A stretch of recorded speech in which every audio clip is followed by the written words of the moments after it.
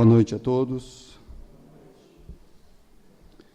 Vamos abrir nossas Bíblias, Evangelho de Marcos, capítulo 6, do verso 1 ao verso 6.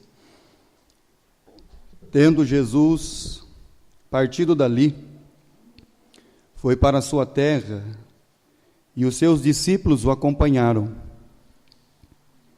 Chegando o sábado, passou a ensinar na sinagoga. Muitos, ouvindo, se maravilhavam, dizendo: de onde vêm estas coisas? Que sabedoria é esta que lhe foi dada? Como se fazem tais maravilhas por suas mãos? Não é este o carpinteiro, filho de Maria, irmão de Tiago, José, Judas e Simão? E não vivem aqui entre nós suas irmãs? E escandalizavam-se nele. Jesus, porém, lhes disse: não há profeta sem honra, senão na sua própria terra, entre os seus parentes e na sua casa. Não pôde fazer ali nenhum milagre, senão curar uns poucos enfermos, impondo-lhes as mãos. Admirou-se da incredulidade deles. Contudo, percorria as aldeias circunvizinhas a ensinar. O Senhor Jesus está na sua campanha evangelística, pregando o Evangelho, falando da palavra de Deus e anunciando. Mas chega um momento no ministério de Jesus que Jesus tem o ápice do ministério. Como é que é o ápice do ministério, pastor? Se você ler o capítulo 5 do Evangelho de Marcos, você vai ver Jesus descendo na Gadara e libertando um endemoniado de uma multidão de demônios, de uma legião. E aí depois você vai ver Jesus entrando numa cidade e uma mulher que tinha um fluxo de sangue sendo curada só pelo fato de chegar e encostar nas vestes de Cristo. Depois você vai ver Jesus ouvindo um pedido de um homem chamado Jairo, que tem uma filha que está enferma, já está à beira da morte. E aí os homens dizem para Jairo: não incomodes o mestre, porque sua filha já morreu. E aí Jesus diz: não, ela não morreu, ela dorme. E aí Jesus vai lá e chega perto da menina e pronuncia as palavras, e a menina levanta, a menina é ressuscitada. Então nós temos a cura de uma mulher com uma hemorragia que há muitos anos a atormentava. Ela já tinha gastado tudo que tinha procurado todos os recursos, e nenhum dos recursos adiantou. Nós tínhamos ali um pai desesperado por causa de sua filha, porque ela já estava morrendo, estava morta, e ela foi ressuscitada.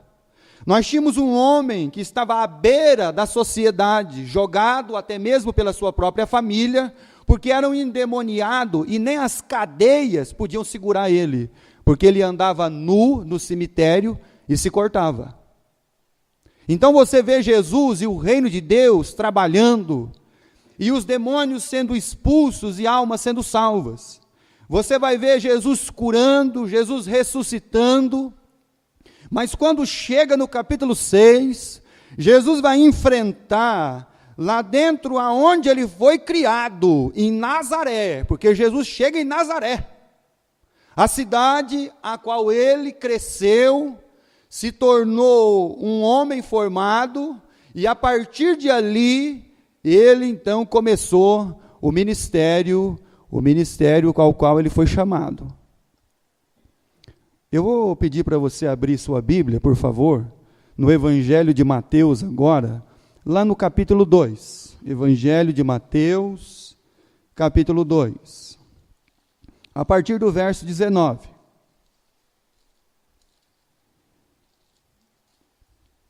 capítulo 2 do Evangelho de Mateus, a partir do verso 19.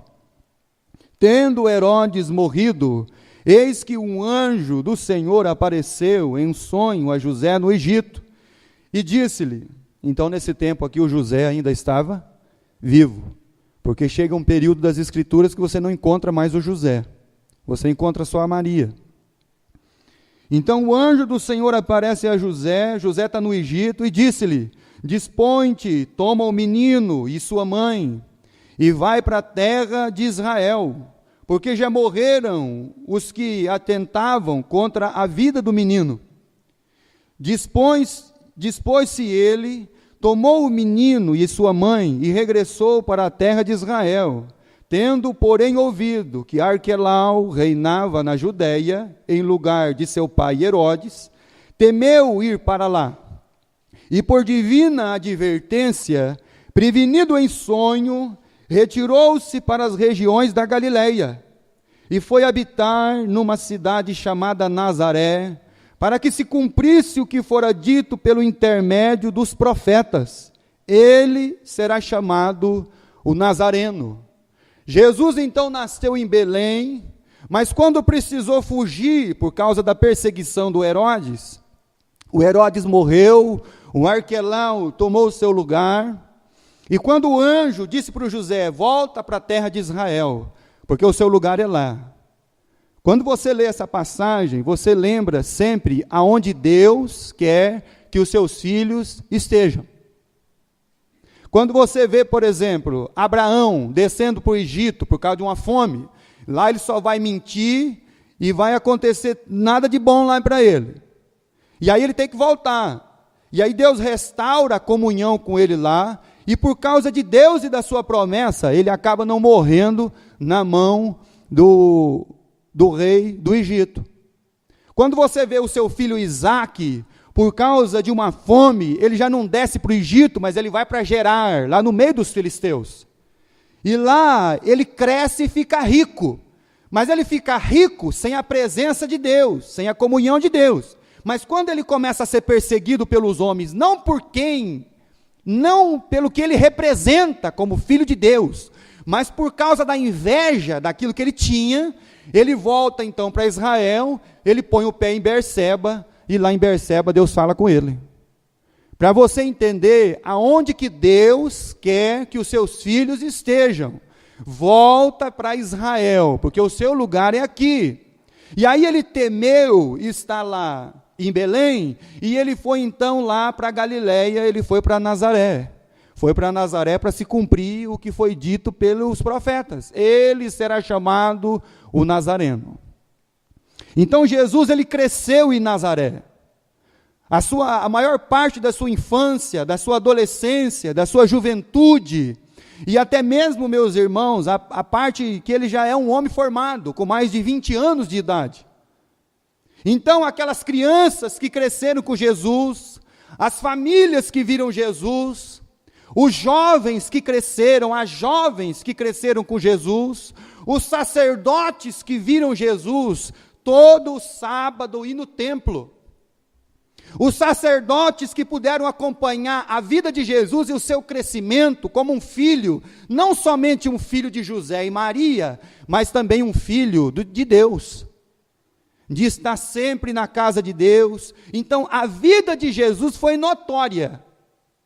E aí, quando você lê o capítulo 6, é a segunda vez que Jesus está indo em Nazaré. Porque ele foi a primeira vez. A primeira vez está lá em Lucas capítulo 4, aonde ele entra no templo, ele pede o livro do profeta para ler, foi entregue, ele procura e acha a passagem. Eis que é o tempo aceitável, eis que Deus me ungiu. E quando Jesus leu Isaías 61, os homens que conheciam Jesus, os sacerdotes e escribas que viram Jesus crescer, e crescer ali com eles, eles olharam para Jesus e tiveram uma incredulidade. Mas Nazaré está tendo uma oportunidade. Olha, Nazaré está tendo uma oportunidade que Jesus volta lá, e segunda vez Jesus volta para Nazaré. Agora eu quero falar uma coisa para você. Não pensa que você sempre vai ter uma oportunidade. Não pensa você que amanhã você vai ter uma oportunidade. A oportunidade é agora. A oportunidade é hoje. O tempo aceitável da palavra de Deus, meus irmãos, é hoje. O tempo de servir a Deus é hoje. O tempo de servir a Deus, estar na casa de Deus e viver para Deus é hoje. Não é amanhã, não é semana que vem, não é mês que vem, não é o ano de 2017. Então o tempo é hoje.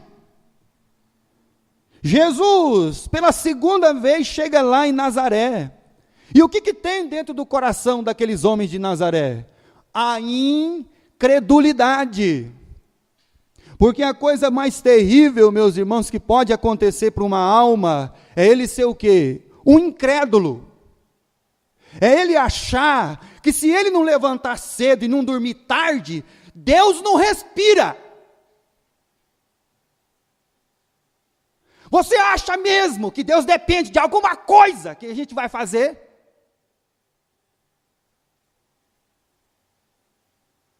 Tem gente que tem incrustado na sua mente e no seu coração e acha que se não acordar cedo e não fizer nada, Deus não come, Deus não dorme. Com quem que você acha que você está pensando, que você está lidando? Nós estamos falando de Deus.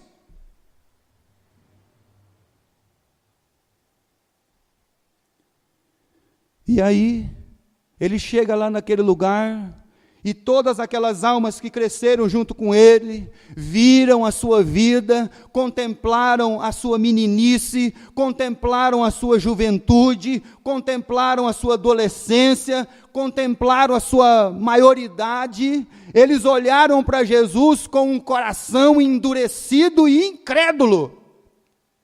Por isso que Jesus pronuncia o ditado rabínico, que um profeta, ele não tem honra na sua pátria, ele não tem honra na sua família, e ele não tem honra na sua casa. É isso que Jesus está dizendo. Que muitas vezes, meus irmãos, os corações, eles se acostumam com o sagrado. O que é isso, pastor? Tem muita gente se acostumando com o sagrado. O sagrado, meus irmãos, não é para ficar só aqui. Tem gente querendo colocar o sagrado dentro da mente, mas não dentro do coração, não dentro da vida. Não adianta você entrar numa escola rabínica e aprender todo o Antigo e Novo Testamento para ficar só dentro da sua mente, mas não dentro do coração. Então tem gente se acostumando só com o sagrado.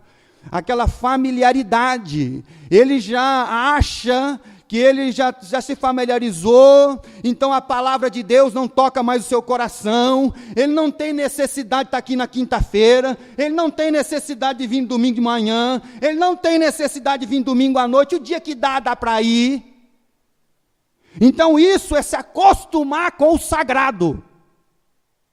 E eles se acostumaram com Jesus. Por isso que quando Jesus chegou lá e falou assim, eu sou Deus, o coração deles estava duro.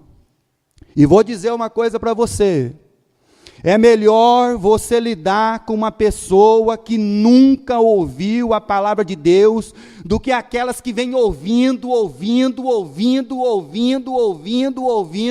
mas eles já se acostumaram com o sagrado pode estar dentro da cabeça, mas não dentro do coração e dentro da alma.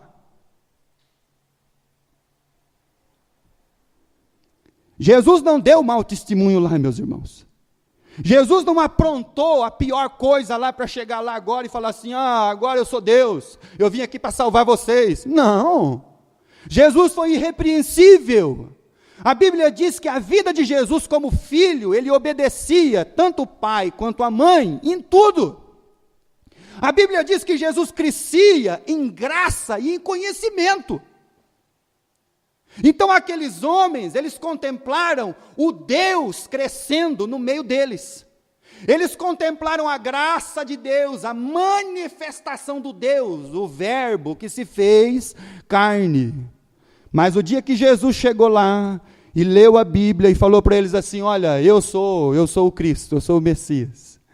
Eles endureceram o coração. Porque eles se acostumaram com o sagrado. E tem muita gente, meus irmãos, se acostumando com o sagrado. E aí você vai notando uma coisa: a palavra de Deus já não é tudo aquilo que era. A palavra de Deus já não é o princípio de todas as coisas. As minhas decisões, elas já vão sendo tomadas para outros rumos e não para a palavra de Deus. Ela passa a ser para mim não a prioridade, mas secundário ou terciário. E vamos lá em seguida. Isso é acostumar com o sagrado, isso é não reconhecer o divino, isso é a palavra de Deus não tocar mais na minha vida, porque eu não estou sendo tocado pela palavra, eu estou lá querendo aprender, lá na escola rabínica, aquilo está entrando na minha mente, mas não no coração. E Jesus, ele enfrentou essas coisas, não somente do povo de Nazaré, mas de muitas almas. Evangelho de João, capítulo 8. A pior coisa que Jesus pôde enfrentar não foi um endemoniado com uma legião. Evangelho de João, capítulo 8. A pior coisa que Jesus pôde enfrentar, meus irmãos, não foi uma menina morta. Não, foi a incredulidade, um coração incrédulo. Um coração que ainda em uma mente pensa que Deus depende dele, que Deus não respira se ele não acordar, que Deus não almoça se ele não trabalhar, que Deus não levanta se ele não fizer nada.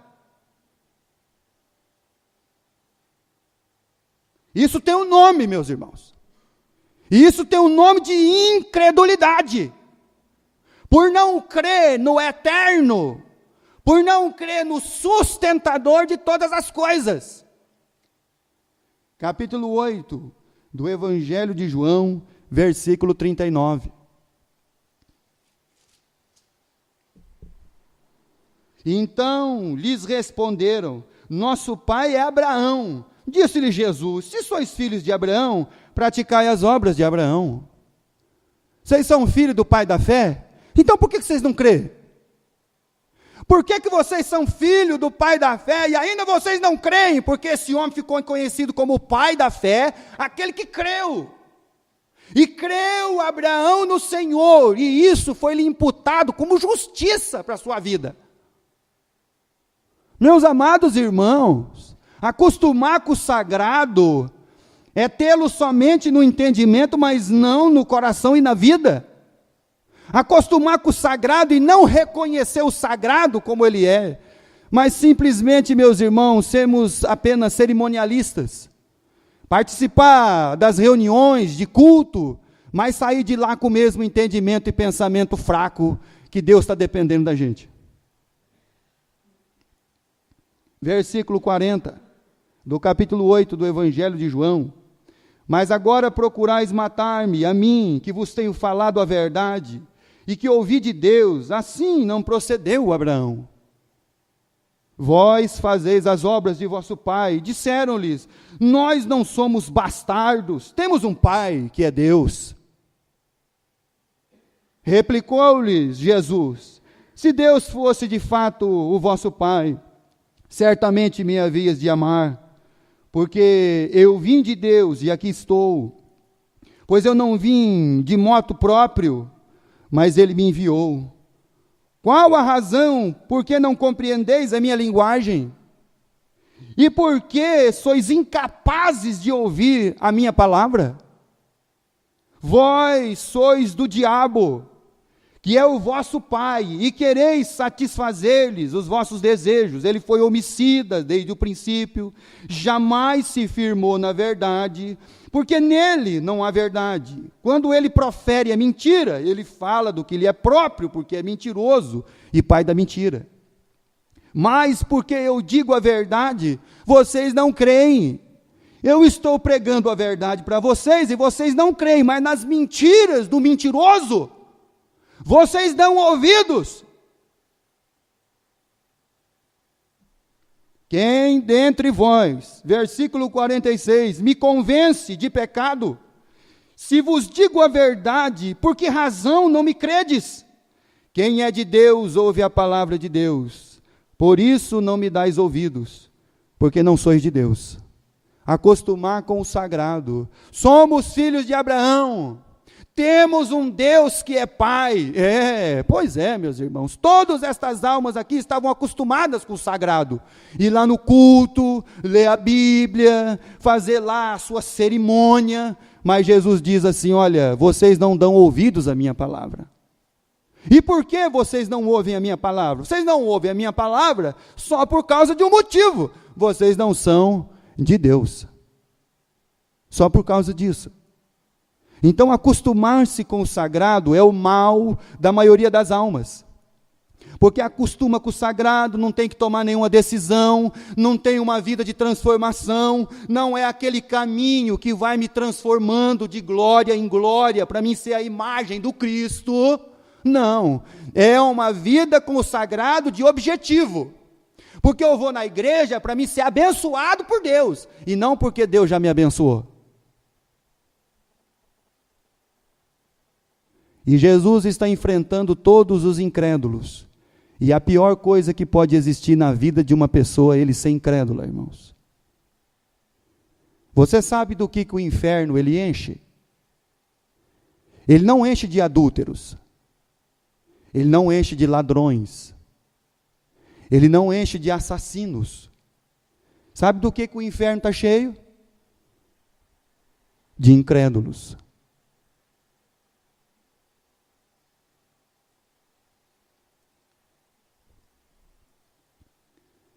A Eva caiu em transgressão porque não creu naquilo que Deus disse.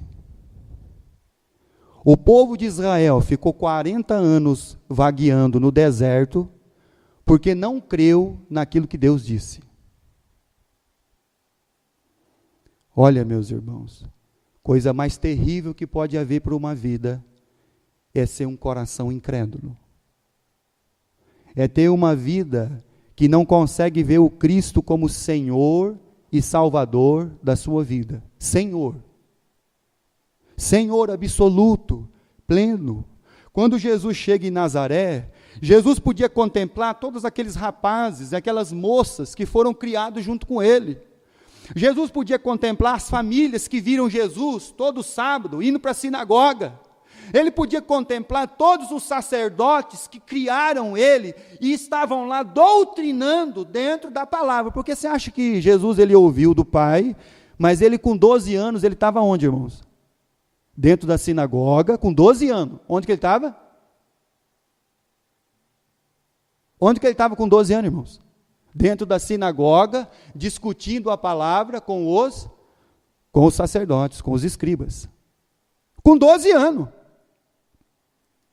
Jesus não estava em casa. Jesus não ficava aproveitando o feriado em casa. Não, ele estava lá na sinagoga. A mãe foi procurar ele, o pai. E meu filho, onde que ele está? Você não sabia que eu estava na casa do pai? Hã? A pior coisa que pode ter, irmãos, é um coração incrédulo. É acostumar-se com o sagrado. E aí a gente vai viver como esses homens religiosos. Nosso pai é Abraão. Nós temos um Deus como nosso pai. Nós não somos filhos bastardos. Jesus disse para ele, é verdade. Só que a minha palavra, e ainda eu falo a verdade para vocês, e vocês continuam não crendo. Por que o inferno enche? Enche por causa da incredulidade. Um coração incrédulo. E Jesus vem enfrentando todas essas coisas. Trabalhando mesmo, meus irmãos. Chegou lá na cidade onde ele foi criado. As pessoas olharam para Jesus com desprezo. E aí você tem, por exemplo, no capítulo 6, volta lá, Marcos capítulo 6, você tem as 3 perguntas da incredulidade. Vai lá, Marcos capítulo 6, as 3 perguntas da incredulidade. Olha lá, chegando, versículo 2, no sábado, passou a ensinar na sinagoga, E muitos ouvindo se maravilhavam dizendo, vamos lá para as 3 perguntas da incredulidade. Versículo 2. Eles ouviram Jesus pregar e eles ficaram maravilhados. Olha, meus irmãos, eles entenderam que Jesus pregava, como diz o Evangelho de Mateus, no capítulo 7, no final do Sermão do Monte, que ele pregava com autoridade e não como os escribas. Eles contemplaram a maravilha da palavra de Deus, da boca do Senhor Jesus Cristo. Eles se maravilhavam, mas um coração incrédulo tem 3 perguntinhas para fazer. Vamos lá. De onde vêm estas coisas? Que sabedoria é esta que lhe foi dada? Como se fazem tais maravilhas por suas mãos? Cafarnaum era bem pertinho, meus irmãos, de Nazaré. E eles tinham ouvido tudo que Jesus tinha feito em Cafarnaum. E as perguntas da incredulidade. O coração incrédulo, meus irmãos, ele não está atento mesmo nas coisas de Deus. E nem pode estar. É uma pena. É uma pena que a atenção já não é mais para a palavra de Deus. É uma pena, meus irmãos. Mas essas coisas nós vamos descobrir para frente.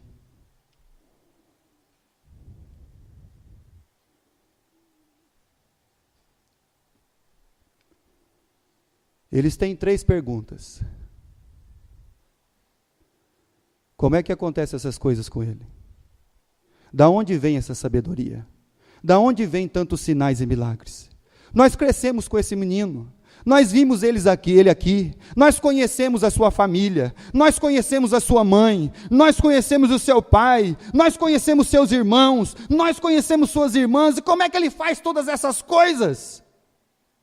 Pois é, meus irmãos, é verdade, eles conheciam mesmo, mas o coração deles continuava incrédulo à palavra de Deus. É uma pena. Não pense você que vai ter oportunidade sempre.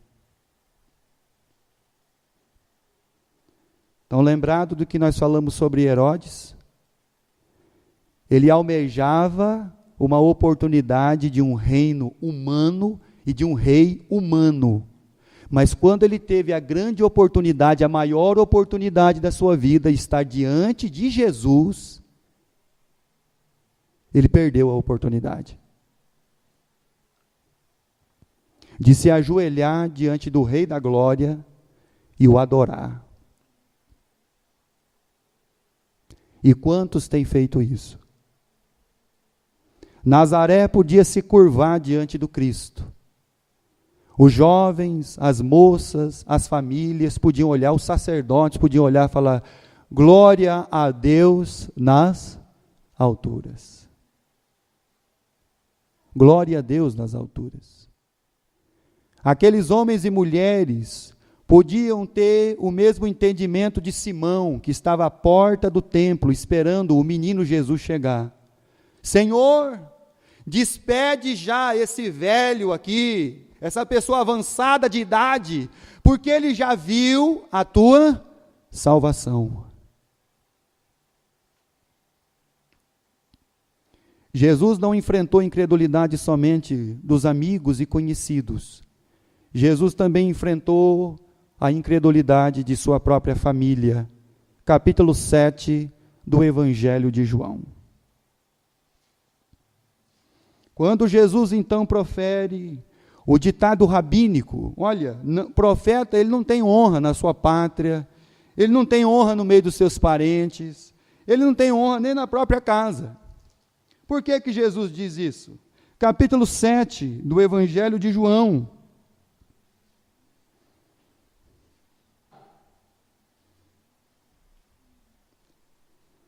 Versículo 1. Passadas estas coisas, Jesus andava pela Galileia, porque não desejava porque não desejava percorrer a Judéia, visto que os judeus procuravam matá-lo. Ora, a festa dos judeus, chamada dos tabernáculos, estava próxima. Dirigiram-se, pois, a ele os seus irmãos. É irmãos mesmo, é aqueles nomes daqueles irmãos que são citados lá em Marcos, capítulo 6. Jesus, ele teve irmãos e irmãs. Então, Maria não teve somente Jesus. Maria só teve Jesus por parte de Deus, pelo Espírito Santo. Mas por José, Maria teve mais irmãos, mais filhos e mais filhas.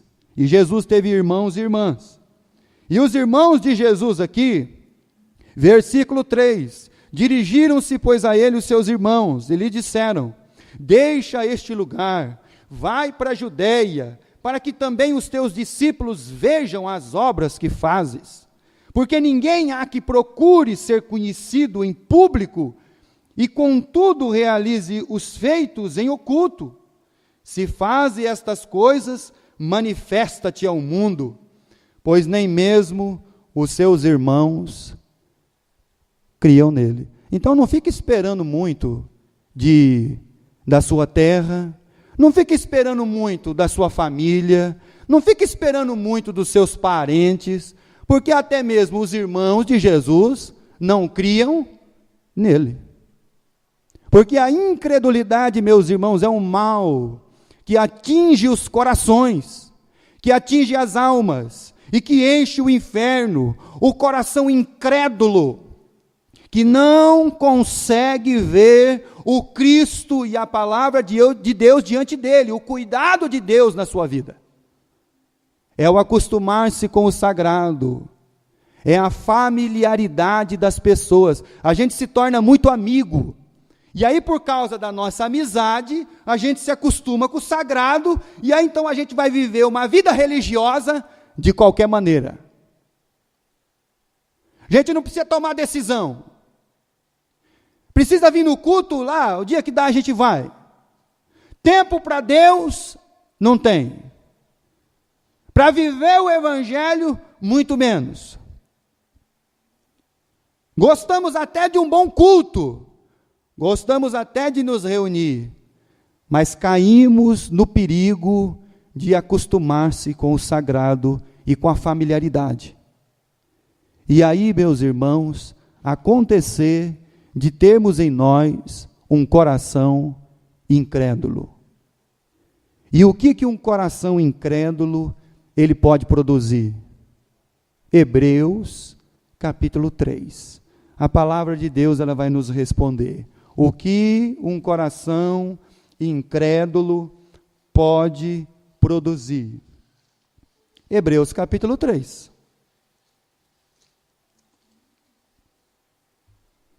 Versículo 12.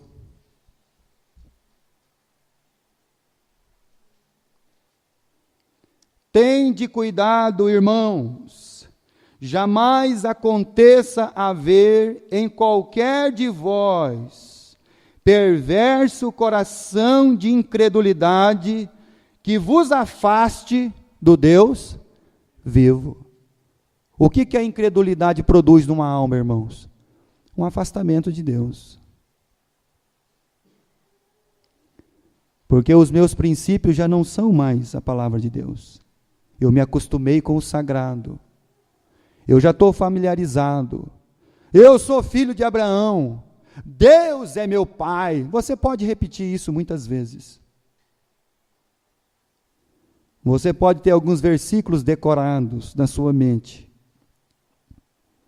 Mas se eles não estiverem dentro do seu coração e da sua vida, para transformar a sua vida, a cada dia, de glória em glória, não passamos de ter um coração incrédulo, que depende mais de mim, que depende mais da força do meu braço, que depende mais de tudo, menos de Deus. Eles não reconheceram a pessoa do Cristo. Quando Jesus vai enfrentar a incredulidade, ele chama os discípulos. Coloca de 2 em 2. Vão pregar o Evangelho. Manda eles levar só uma túnica. Manda eles não levar dinheiro. pede para eles que a casa que abrir a porta para eles, seja ela rica ou simples, para eles ficarem lá, mostrando, meus irmãos, como Deus vai cuidar de cada um de nós. Como Deus vai trabalhar em favor dos seus filhos. Mas o coração incrédulo é o coração daquele que andava sempre com a bolsa e achava que precisava de muito dinheiro. Quem tinha um coração incrédulo, meus irmãos, que sempre achava que precisava de mais dinheiro? Quem tinha um coração incrédulo, que quando viu a mulher derramar aquele perfume de 1 ano de salário? Você sabe o que é pegar o seu salário do ano inteiro, comprar um perfume caríssimo e chegar em Jesus e ungir Jesus para a sua morte? Quando o homem do coração incrédulo viu aquilo, olha que desperdício, esse dinheiro devia estar aqui na minha bolsa.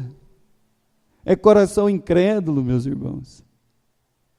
Coração incrédulo, ele sempre quer mais, porque a confiança é essa, e não naquele que provém todas as coisas, aquele que é o provedor de todas as coisas. Meus irmãos, com incredulidade, Jesus enfrentou ela. Capítulo 6 do Evangelho de Marcos, vamos lá. Um coração incrédulo que vos afaste do Deus vivo. E como é que Jesus fez isso? Vamos lá. As 3 perguntas da incredulidade que foram feitas. Como é que esse rapaz é assim? Como é que ele faz sinais? Como é que ele tem tanta sabedoria desse jeito? Ele cresceu aqui com a gente. Ele não frequentou uma escola rabínica como o apóstolo Paulo. Ele não foi criado aos pés de Gamaliel. Não. Mas ele tem uma sabedoria que vem do alto. Ele tem uma sabedoria que vem do Pai. E aí eles ficaram cheios de admiração, mas mesmo reconhecendo a mensagem maravilhosa, os milagres que Jesus fazia e a sabedoria que ele tinha do alto, os seus corações continuaram incrédulos. Capítulo 6 do Evangelho de Marcos, versículo 5. E não pôde fazer ali nenhum milagre, se não curar uns poucos enfermos, impondo-lhes as mãos. Agora vamos entender uma coisa. Quando a gente lê esse versículo aqui, dá uma impressão na nossa vida e no nosso coração, que Deus foi impedido de fazer alguma coisa por causa da incredulidade. É assim mesmo que você acha que é? É assim que você acredita? Você acredita que Deus precisa da sua maior fé, Deus precisa de uma fé maior do mundo para realizar alguma coisa para alguém? Você acredita mesmo que, como Jesus ensinou, se tiverdes fé, como o grão de... E como é que o grão de mostarda ele faz? Ele é a menor de todas as sementes, mas quando colocada na terra, quando regada, quando cuidada, ela produz a maior árvore parente do alface. Então, perto de um pé de alface, a mostarda, ela se torna uma grande árvore. Então, Jesus tratou da fé, que fé, meus irmãos, é um desenvolvimento da nossa vida espiritual, de crer em tudo que Deus pode fazer, e não naquilo que eu vou fazer. Fé não é para mim fazer nada, fé é para Deus fazer todas as coisas. Creu Abraão no Senhor, e isso foi lhe imputado como justiça. Fé não é para mim realizar, fé é para Deus realizar todas as coisas. Abra sua Bíblia em Filipenses, capítulo 2. E aí a Bíblia lá em Marcos diz que Jesus não pôde fazer muitos milagres lá, por causa da incredulidade dos homens. Aí a gente entende, aí, está vendo, pastor? A incredulidade deles barrou o poder de Deus, Deus ficou limitado. Por quê? Porque ele não pôde fazer nada. Filipenses capítulo 2, versículo 13. É isso mesmo, irmãos. Porque Deus é quem efetua em vós tanto o querer como o realizar. Versículo 13. Segundo a sua boa vontade. Então vamos lá. Por que Jesus não fez milagres em Nazaré? Deixa eu perguntar uma coisa para você. Quando Jesus fez os 10 sinais, as 10 pragas do Egito, eles se tornaram mais crentes ou menos crentes?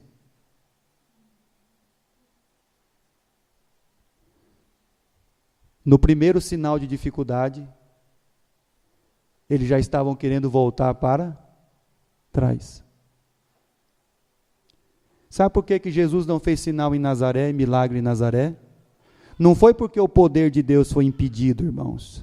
Não. Sabe por que é? É porque não vai adiantar.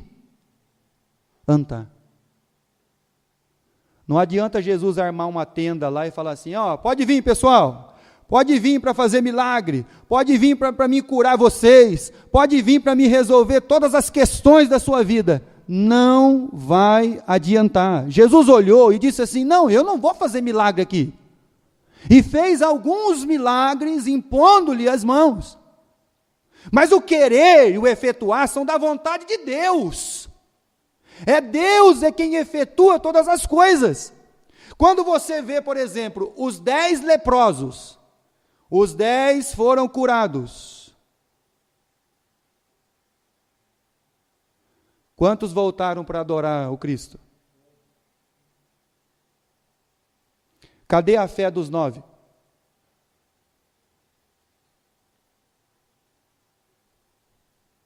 Onde está a fé deles?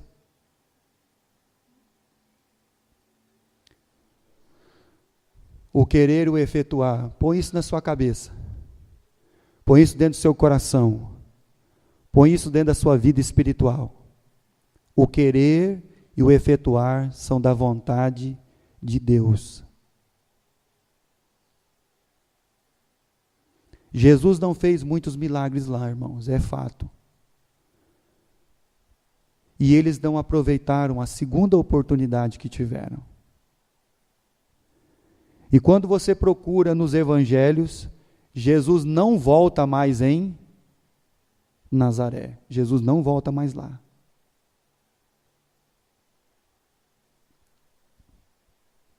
A oportunidade deles escorreu pelas mãos.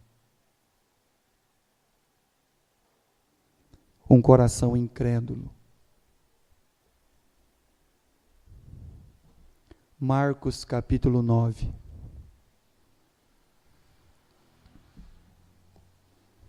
Enfrentou a incredulidade dos seus conhecidos, enfrentou a incredulidade dos seus parentes, enfrentou a incredulidade dos religiosos. Marcos capítulo 9.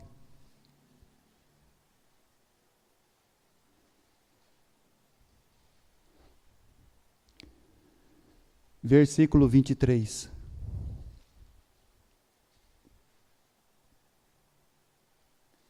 Ao que lhe respondeu Jesus: se podes, tudo é possível ao que crê.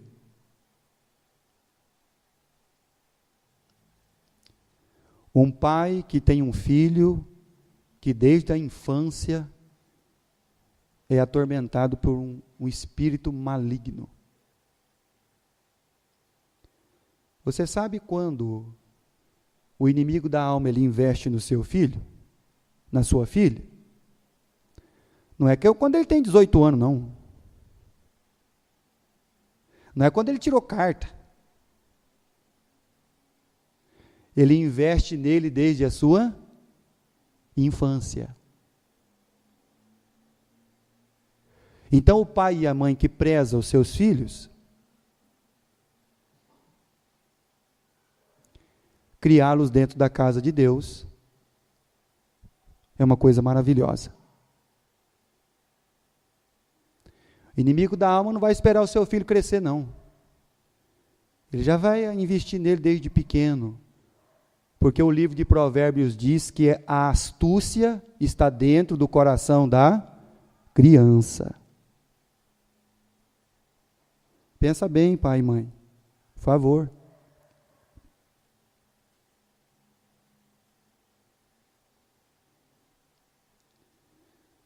Esse pai chegou em Jesus. Deu filho, Senhor, desde a infância. Jesus olhou para ele, primeiro eu tenho que tratar com o pai. Mas não é o filho que está com problema, pastor? É os dois que estão com problema. O pai está com problema, o filho está com problema. Qual que é o problema do pai? Incredulidade. É menor do que o problema do filho? Não. Por isso que Jesus tem que tratar com os dois.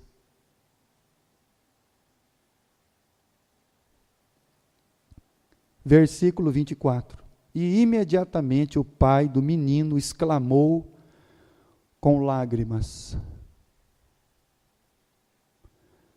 As lágrimas desceram dos olhos desse pai.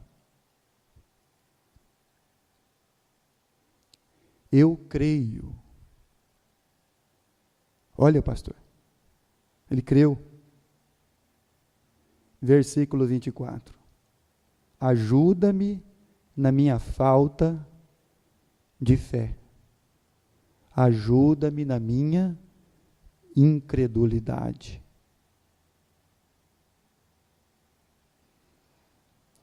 A incredulidade, meus irmãos, ela não impede o agir de Deus.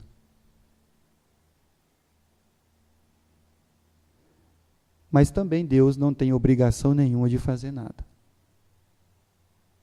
O querer e o efetuar. Por isso que Jesus não fez muitos milagres lá. Mas Jesus fez o que em Nazaré, pastor? De bom. De bom? Ele fez uma coisa maravilhosa em Nazaré. Marcos capítulo 6. Jesus fez algo maravilhoso em Nazaré. Versículo 6.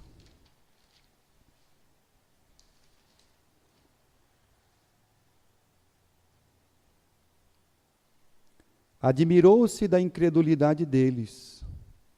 Contudo, percorria as aldeias circunvizinhas a ensinar. Certa feita, os homens chegaram em Jesus e disseram para Jesus o quê?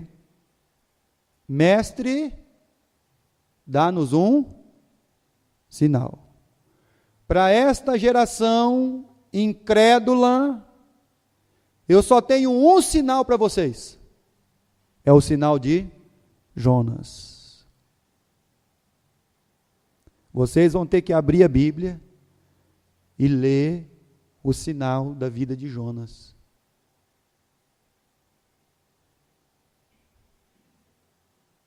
Jesus passou a ensinar aqueles corações. Porque a incredulidade só pode ser vencida por uma coisa. A fé vem e o ouvir pela palavra de Deus. Incredulidade só pode ser vencida assim, meus irmãos. A incredulidade nos impede de entregar nossa vida por completo a Deus. A incredulidade, ela se torna uma barreira intransponível ao homem. Ela impede você de servir a Deus. ela impede de você dedicar a sua vida realmente, a sua família. A incredulidade, ela barra o coração do homem.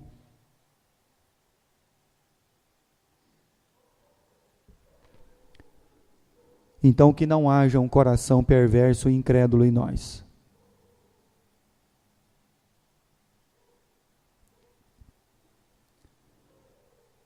A palavra de Deus, ela diz, Evangelho de João, para terminarmos, capítulo 3. Evangelho de João 3. Jesus enfrentou esse mal. Que mal? A incredulidade. Capítulo 3, versículo 16.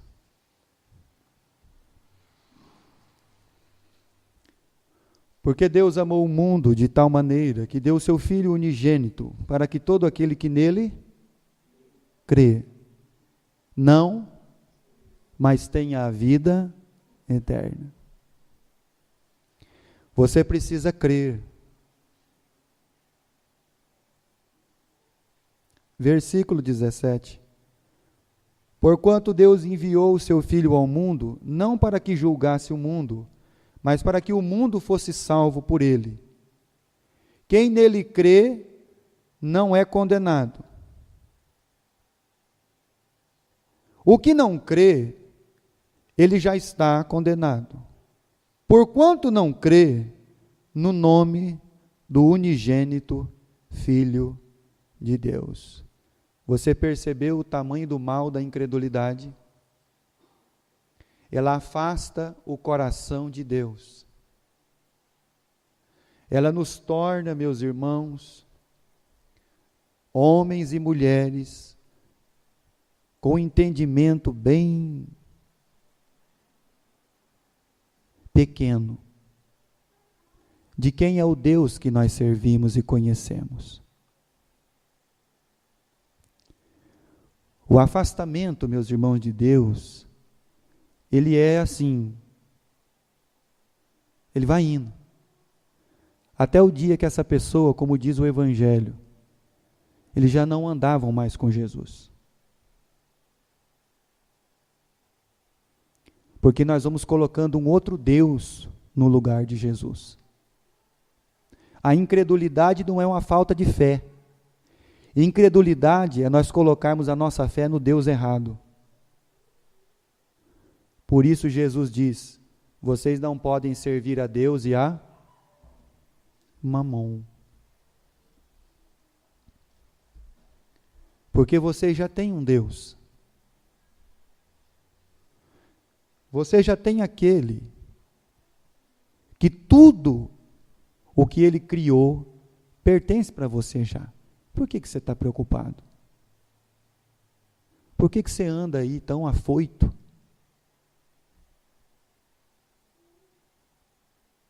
Ou você ainda não entendeu a palavra herdeiro? Um coração incrédulo que nos afaste do Deus vivo.